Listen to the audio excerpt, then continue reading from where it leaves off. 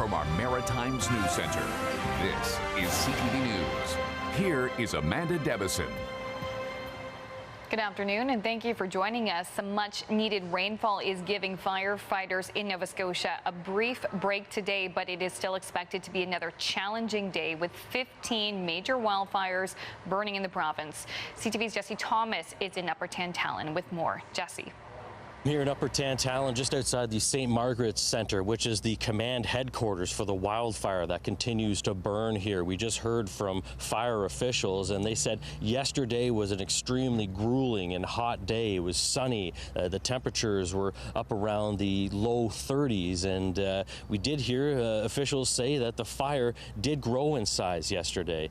We'd last heard that it was contained for the past 24 hours or so to around 837 hectares. It has grown some, and they said they might have expected that given the hot conditions yesterday. We don't know exactly how much it's grown, but officials did say it is still considered around 50% contained at this moment. There was some rain in the forecast this morning that helped a little bit, but that has since dissipated. It's sunny again now. We're seeing the temperatures maybe getting to around 25 degrees before a cold front comes in. Everyone here is keeping their fingers crossed that we might get that rain that's in the forecast on Saturday. That could help. But yesterday the story was really all these other active fires that were burning separate from this wildfire, and it was really pulling resources from Halifax Fire in many different places. And they're hoping today that they can just continue to focus on this situation. They have some heavy machinery in there digging fire trenches now, and they also have 5 helicopters and 1 water bomber that's going to continue to work this area.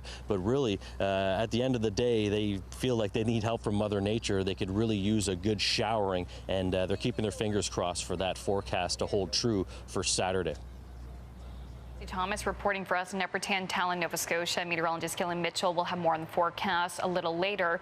And in an update just an hour ago from the city, some evacuees from Tantallon and Hammonds Plains will travel on buses today to see the damage to their community firsthand. We are continuing today with the bus. We will continue today with an opportunity for those in the affected zone to view photographs of their buildings. And we will continue with the calls to those who have not talked to anybody as yet. So this is a fluid situation. It's still a very active fire zone. I can also say that the properties that have damage, it is expected that some of those properties where the homes have collapsed on themselves are still burning in the debris pile. Fire officials say they expect this fire to, quote, burn for a while, adding this smoke is so thick you can taste it. They advise to avoid time outside, and if you do have to be outside, wear a mask. About 200 structures, including 151 homes, have been destroyed in that community. And in Shelburne County, 5,500 people have evacuated due to the largest wildfire in the province's history. The level of stress and anxiety is it's overwhelming at times. Like you can't focus on that, but when you do, it's like you're living somebody else's life. It makes you feel sick. In an update today, it is still out of control and is now covering more than 21,000 hectares despite a constant bombardment of water and fire retardant from water bombers and air tankers. Many residents still don't know the status of their homes, but DNRR says 50 homes or cottages have been destroyed. And Nova Scotia's Premier Tim Houston says residents are glued to the forecast, praying for more rain to fall to help bring the fires under control. He says the level of damage so far is devastating. That's been much devastation is certainly a good way to put it. 20,000 people are currently evacuated from their homes. We've lost 200 homes. It's a devastating number for sure. 4 fires burning out of control in our province, and I think 16 fires overall. So it's been an incredibly difficult week, but the response from the firefighting teams has been absolutely spectacular. But a significant effort underway there to preserve life and save structures. And I think through it all, it's really telling that there's been 0 loss of life.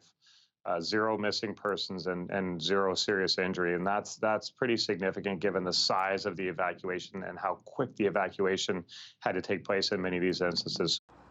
The Premier says the wildfire situation will hopefully be much different by the end of the weekend as long as we get that much needed rainfall. He's also asking people to use common sense and not start fires of any kind because conditions are simply too volatile.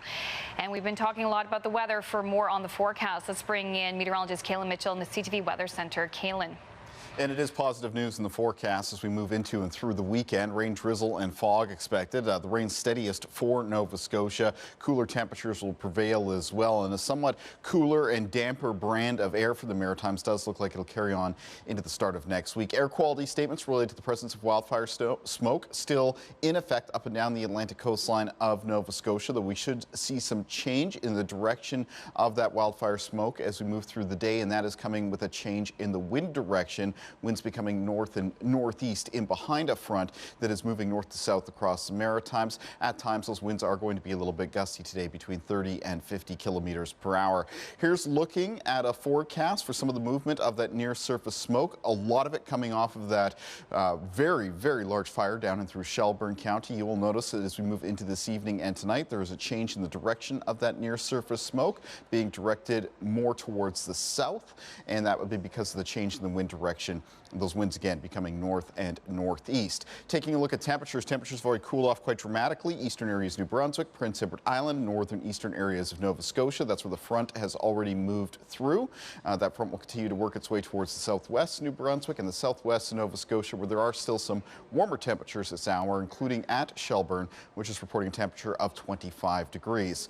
Again, relative humidity with this weather system is also increasing for the Maritimes. The reason for that is those north and northeast winds are tapping in air pretty much from directly right over top of the Labrador Sea. So by its nature, that air is going to be on the cooler and damp side. So even though so far with this weather system, the precipitation has been sort of off and on by nature and has been scattered in coverage, mostly in the form of some showers. You can see most shower activity right now around northern and northeastern areas of New Brunswick, as well as parts of Prince Edward Island. The overall humidity in our air is starting to come up and will continue to climb as we move into the upcoming weekend. What will also happen this weekend is that front is expected to stall around Nova Scotia. That's going to be bringing in a more prolonged period of rain as we move through tonight and Saturday. And I will have a closer look at that weekend forecast when I come back just a little bit later on, Amanda. Okay, and we'll be taking a close look at it. Thank you so much, Kaylin. Now back to the fire in Upper Tantramar, Nova Scotia, which is 50% contained, but still considered out of control at an estimated 837 hectares. Here's more of that briefing from officials on the fires around the city yesterday and how the wet weather will help today. Yesterday we had a very busy day.